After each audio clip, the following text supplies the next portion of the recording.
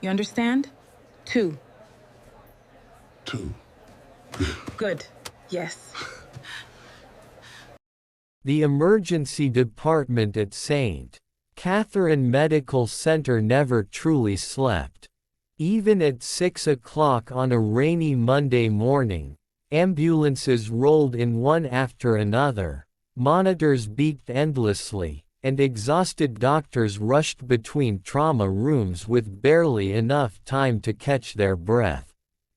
It was the first day for 24-year-old Emily Carter, a newly graduated nurse who had dreamed of working in emergency medicine since childhood.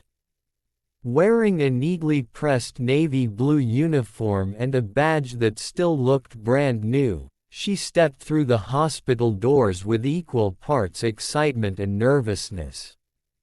She believed kindness could heal almost as much as medicine, but she quickly discovered that not everyone inside the hospital shared that belief.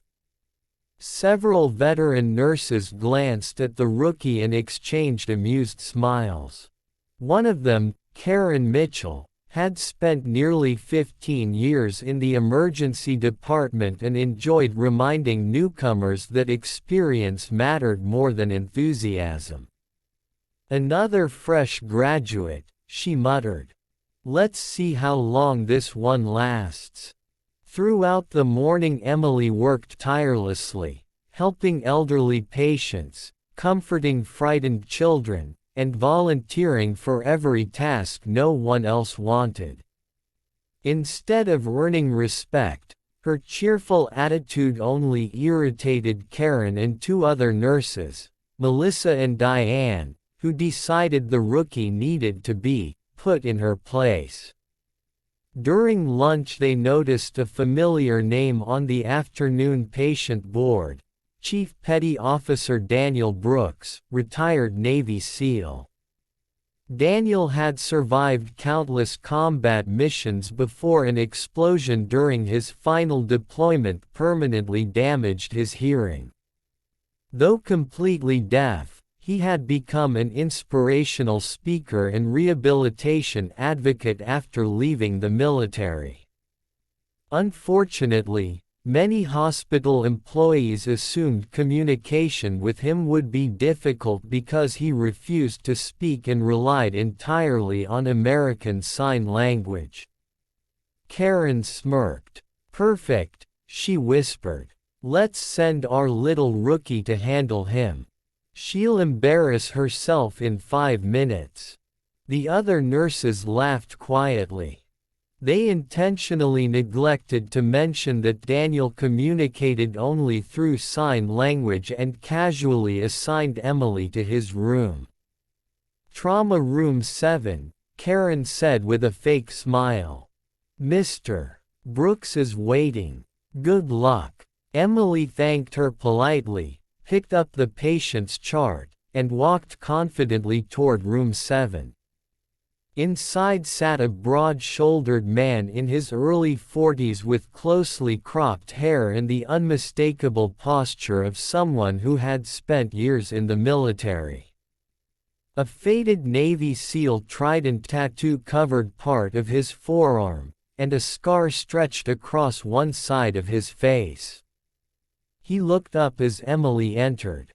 Before he could reach for the notepad lying beside his bed, Emily smiled warmly, placed a hand over her heart, and signed fluently, "Good afternoon, Mr. Brooks. My name is Emily. I'll be your nurse today.